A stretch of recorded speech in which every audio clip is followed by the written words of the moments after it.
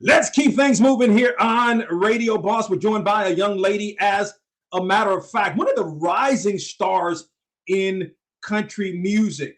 Her album, Bad Girl Bible Volume 1, is available now. And as a matter of fact, she was also part of Beyonce's uh, project with respect to, of course, country music that everybody is talking about. Her vocals were on the song Blackbird. And as a matter of fact, she joins us right now on Radio Boss. She is Reyna Roberts. Reyna, welcome to the program. Thank you for having me. Absolutely. Is it? Can I? I've kind of watched your Instagram and seen some of the things that you've done. Is it? Can I call you the Nicki Minaj of country music?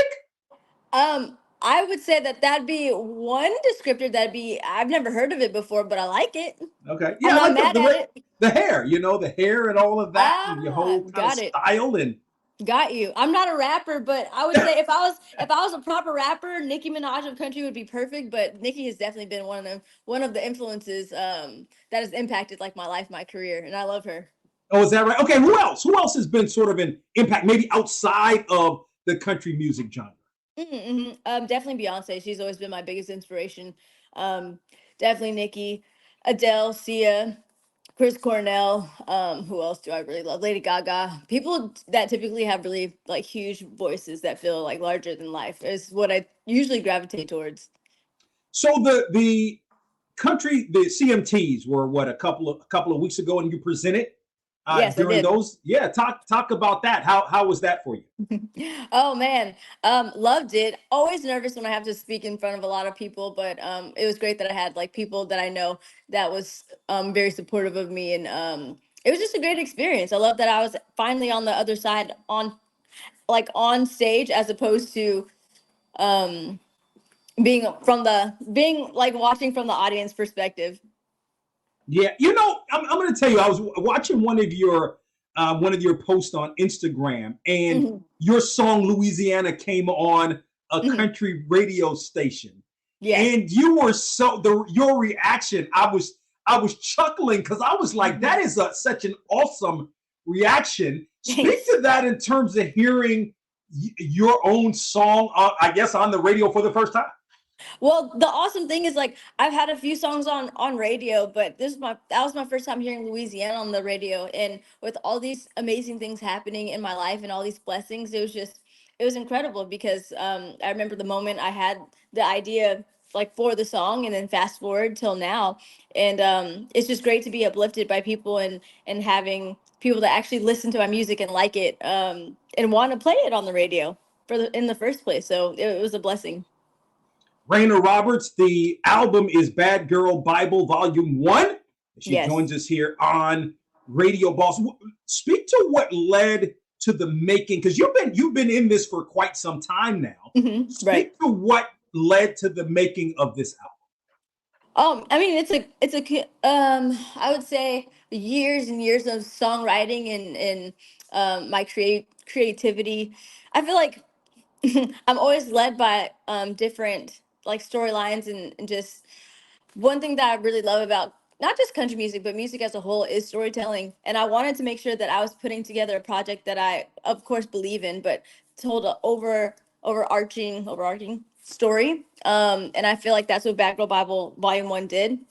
And like half of it is about my real life, but half of it is really just fictional. And I just wanted to tell a story that hopefully would captivate people, and then would put people on a journey. And but I'm really proud of it, and I feel like it's just a collection of what I feel like is some of my best songs.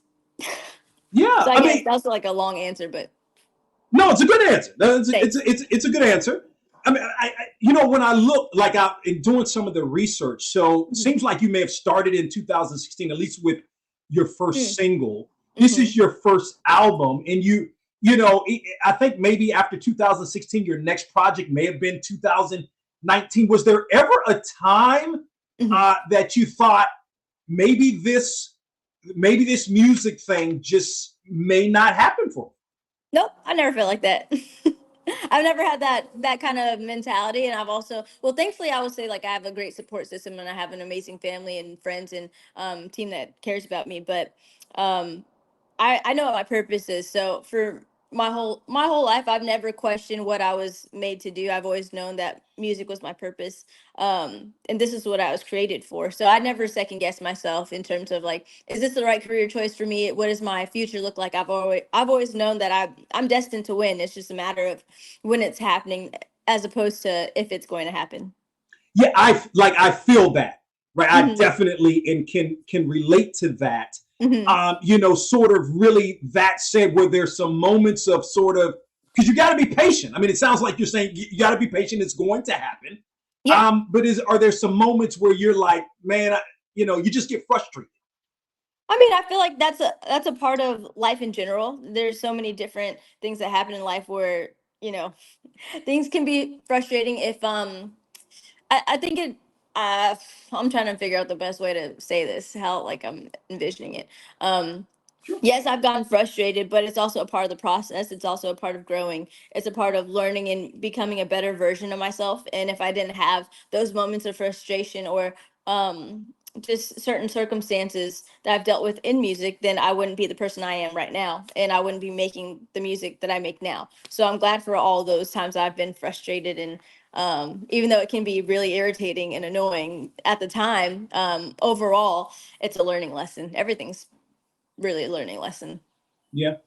As I mentioned, you were part of Cowboy Carter, which everyone is talking about, whether you're in country music, outside of country music. Mhm. Everybody's talking about this. And in Mhm. particular, you were on the song Blackbird. Now, I know Mhm. you can't speak specifically to Mhm. that, but can you speak to working with Beyonce, maybe who she means to you?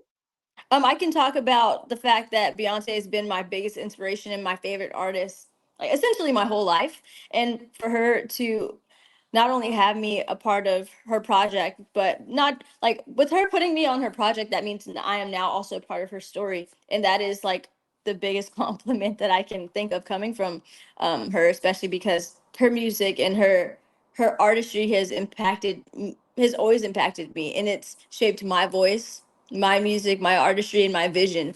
And so, yeah, I feel like, I mean, I'm just incredibly grateful, especially where I'm at in my career. She didn't have to choose me. Um, she didn't have to give me her platform or have anything that's happening right now. Like she didn't have to do it. So I'm grateful that she believes in me enough and in my voice enough to have me a part of her story. Country music singer Reyna Roberts joins us here on the program. It was, matter of fact, a couple of a couple of other young Black women that worked, on this project as well. Right. Speaking of such, Mhm. being in this sort of in this game, and I think Rhiannon Giddens said it right. We had her as a guest on this show. Mhm. Country music is Black music, Mhm. right? And I think a lot of people don't really understand. That's why this Right. maybe this uproar with respect Mhm. to what Beyonce is doing. Sort of for you, what does it mean to sort of be part of that? I don't know if I want to call it a reclamation, but Mm. the fact of the matter is, Mhm. there are quite a few Black country artists, and yourself, Mhm. you're it's on the rise. Like what does it mean to be doing what we're doing right now? Right? That was your Yeah, question. I'm yeah, I'm hoping I didn't miss. like Mhm. as a Black artist, right? Like it Uh-huh. seems, I don't want, like I said, I don't want to recall it reclaiming, Mhm. right? But we don't see a lot of Black artists in country music, I guess, is the bottom Right. I mean, I knew that going into it when I went to Nashville, like I want to say maybe close to 5 years ago. I didn't know the history of country music, and I didn't see anybody that looked like me. But um, I would say that didn't really phase me because my mindset was, even if I don't see anyone that looks like me, I can be the first, and hopefully I can make a change being in this space and by being authentically myself and doing what I love.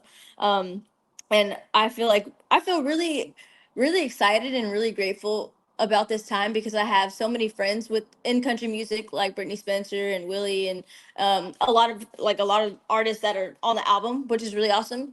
And the fact that we're able to have this moment together and experience it all together just makes it so much more special because we've known each other for like I've known Willie for like I don't know 5 years probably. I've known 5 or 6 actually, Brittany for maybe 4, and just getting to experience all these things together um is really special. It's different when you're doing something like by yourself, but it's a completely different feeling when you're getting to do it with friends and people you love, and having this special moment that's happening for all of us in our lives at the same time.